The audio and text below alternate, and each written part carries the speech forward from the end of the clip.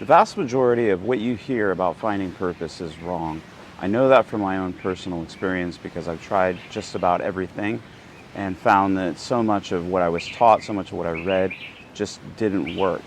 Especially if you're somebody who's trying to find purpose in a way that aligns with who you are. You're trying to find purpose that connects with you on a deeper level rather than just some sort of external projection of who you want others to think about, who you are.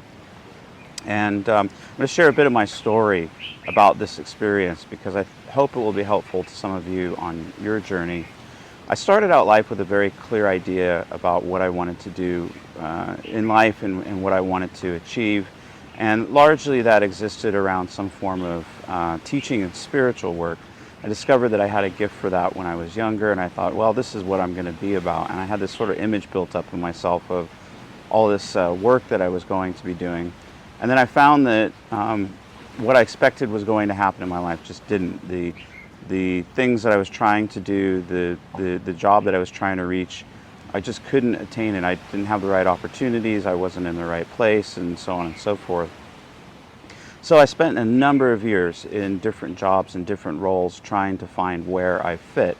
I mean, I've probably done over 20 different jobs in my life. I mean, I've done a whole load of things, from being a financial advisor and a mortgage broker to an IT engineer, and then entrepreneur and founder of a company and so forth. And I was doing all of these things with some measure of success, but at the same time not really feeling like I was doing the thing that I was meant to be doing.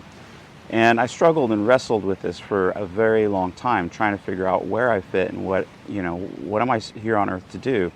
And, in fact, I would often meet people and they would, look at me, and it was just like they couldn't figure me out. They're just like, you just seem, I had one person tell me, he's a successful businessman, he said, you just seem like you're made for something else. And he couldn't put his finger on it, but I knew he was exactly right. I just didn't know what, and I didn't know how to get there, even if I had an idea of what that might be. So I wrestled with this for a number of years, and ups and downs, different roles, really trying to find my place on this planet. And then I remember at one point I had just exited out of a company and wasn't really sure what to do, and was kind of thinking about what to do and just didn't have any sort of clear sense of where am I meant to be going in life. And I decided that in that moment I said, I'm just going to let go of trying to figure this out. The right thing comes, it will come. I'm just going to do what feels right, what comes naturally, and see where that leads me. And so I said to myself, until I'm too busy that I have to say no to something, I'm going to say yes to everything. I had no idea where that was going to lead me. But it was immediately after that I received an email inviting me to a networking event. I was living in London at the time. And so it invited me to this free networking event, and I said, okay, well, I've just made this pact with the universe, so let me see what happens. So I go along to this event, and I meet this entrepreneur who has started an art show in London for emerging artists. And he said to me, you don't know anybody that can build websites, do you? We're really desperate. We need a website like yesterday. And I said, well, that's interesting. I know how to build websites. It wasn't really my thing, but I knew how to do it because I'd been in some form of the tech space for a long time. So I said, well, tell me what's going on. And he said, well, we've got this art show coming. Our website's terrible. We're not selling any tickets. Nobody's going to come to it. We really need something better, to help us sell the show, or else the show's going to be a failure. And since I had nothing else to do at the time, I said, okay, I'll do this for you. So I came in and I built a website for them in like 3 days. I mean, I bashed it out. We put it live and it just went crazy. Everybody loved it. They had incredible feedback. The owners of the fair were so excited about it, so happy about it. They invited me to the private view with all of their patrons. So I went along to the private view, and they started introducing me around to everybody in the room and telling me how great I was. And the next thing I know, I started getting all these leads for different opportunities. And I started following up on a few of those and thought, okay, well, now I've got a web design business. So I was introduced to someone who had a very high-end luxury travel company who also needed a website. So he asked me if I would build one for him. So I started doing that, and then as I was working with him through the website, just kind of very instinctively, I felt like, his business could be much better. And, as part of what you're doing on a website, you're trying to digest the business to figure out how to turn it into a website that reflects what the company's about. So I started just giving him some ideas and suggestions about, hey, have you thought about doing this? Have you thought about doing that? And he was really excited about it. He said, yes, let's do it. So we built the website based around that. And his business took off in a matter of, a few months. He started growing rapidly. And then in the next year, he was opening up offices in other parts of the world and expanding his team and so forth.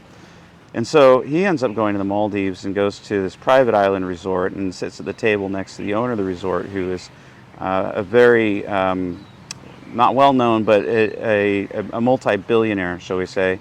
And he starts talking to him about his island, which they were trying to market to a very exclusive audience. And he said, you really need to talk to Josh.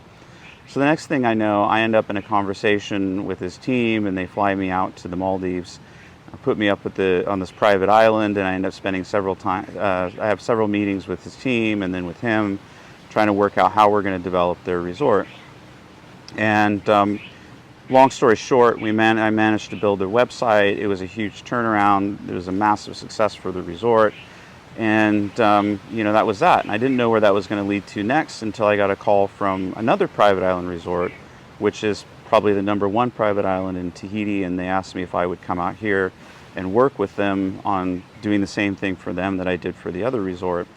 And so I did that. And then after that, they asked me if I would move to Tahiti and work with them full time, which I was delighted to do, not just because I needed a job or anything, but actually because I just loved the project. It wasn't just a luxury resort, it was the world's most sustainable resort, and they were really trying to work on how to change the game in terms of resort sustainability, which is something that I'm very passionate about. I'm passionate about how we live more harmoniously on our planet.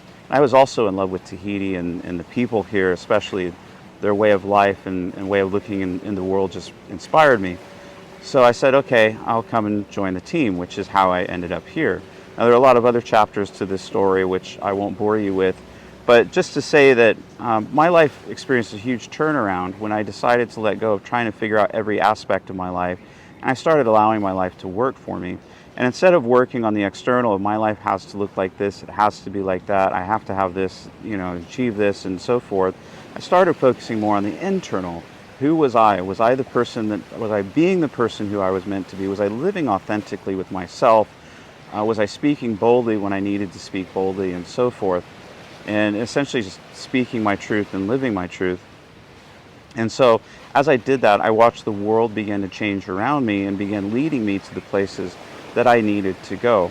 And that's my point about purpose, and why I think a lot of the teaching about purpose gets it wrong, because a lot of the teaching about purpose is like trying to put your life into some sort of box and some sort of master plan, like it's all going to work out exactly like you planned and so forth. And then you find oftentimes if you're not really clued in on who you are, that plan just doesn't work for you, and it becomes very hard work trying to manufacture this plan.